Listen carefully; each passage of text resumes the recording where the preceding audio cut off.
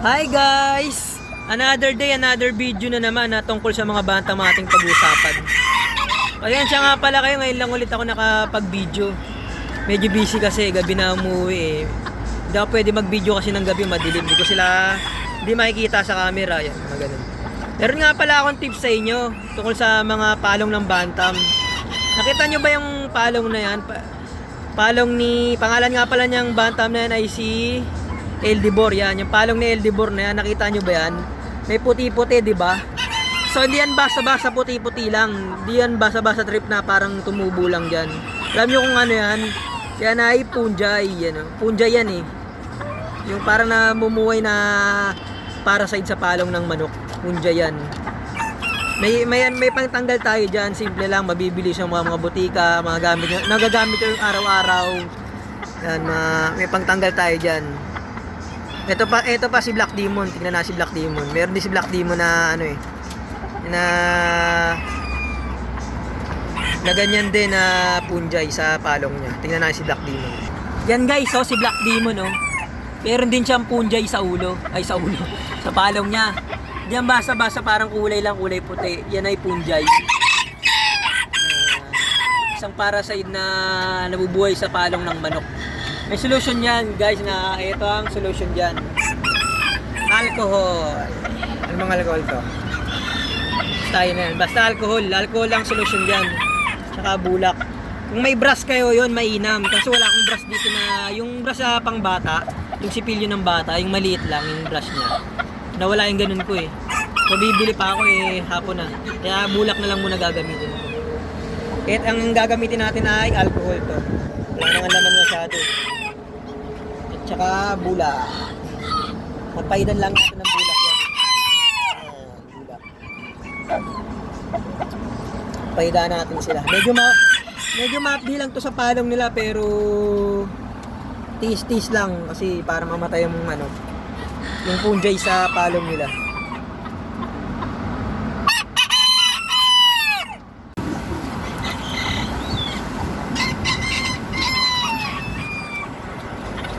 Ito nga pala guys, lalagyan natin alcohol.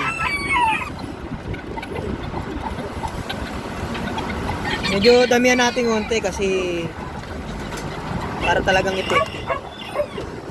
Kukunin lang natin guys si Black Demon muna ang unahin ko.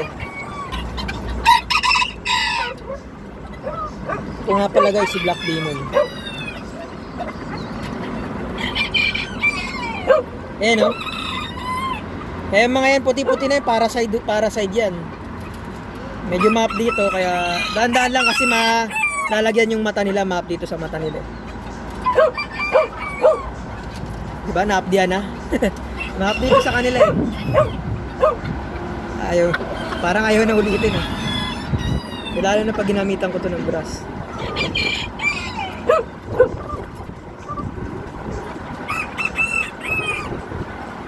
Map-di talaga to sa kanila yan, oh.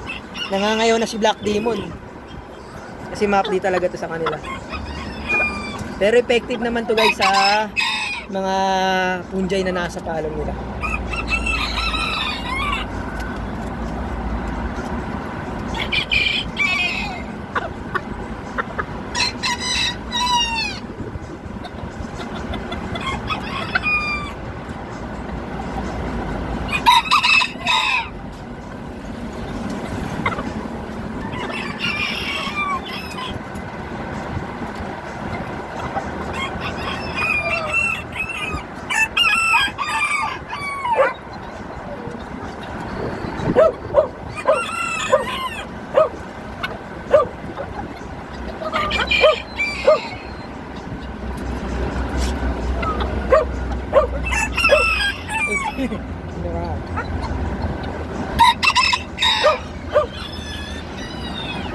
Kuha naman tayo ng iba guys. Ano naman? Si Eldibor.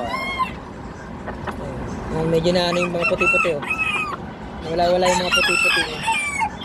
Kuha naman natin si Eldibor. May punjay din sa palong yun. Susunod naman guys ay si Eldibor. Ito kinuha ko na siya. May punjay rin to sa palong niya, mga palong. Ayan.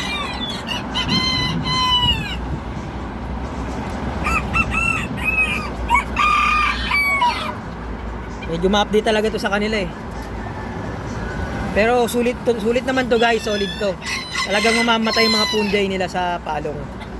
Ayan.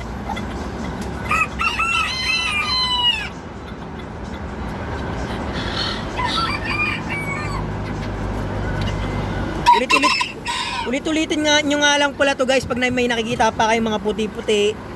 Kahit saan parte ng mga palong niya, sa mga singit-singit na mga palong niya, mga ganito, ilalim, mga ganun. Ulit-ulitin nyo lang. Ulit-ulitin nyo lang para masiguradong mawala yung mga punjay niya. Kasi hindi agad ito mawawala sa isang beses lang na pagpahid nyo na itong bulak na may alcohol eh. Hindi mawawala ito ng isang beses lang. Ulit-ulitin nyo lang.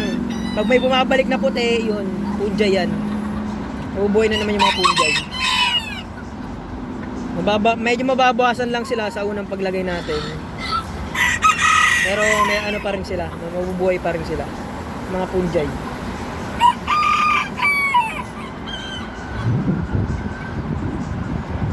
Ito nga palang pangingitim ng mga palong ng manok, kahit palong ng mga panabong. Natural lang to sa kanila kasi lalo na pag malamig yung panahon. Kasi itong mga palong nila, naipunan to ng dugo. Naipunan ng dugo yan. Ngayon parang na-stack up yung dugo sa palong nila. Kaya lalong namumula yung palong nila o kaya umitim.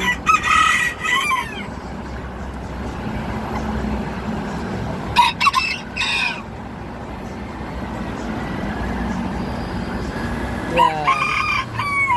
Mamaya ako maglalagay na naman tayo. Medyo baka umaba naman yung video natin. Diba? Yan lang guys ang tip ko sa inyo, na kung paano tanggalin ng punjay, ng manok. Puti-puti niya punjay yan.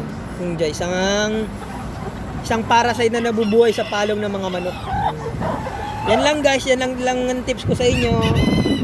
Maraming salamat po sa panonood. Kung interesado po kayo sa mga ganitong video, mag-subscribe lang po kayo, like and share, para marami pa po tayong mapag-uusapan sa mga sunod na video na tungkol sa mga bantam. Yan lang po. Maraming salamat po. Bye po muna.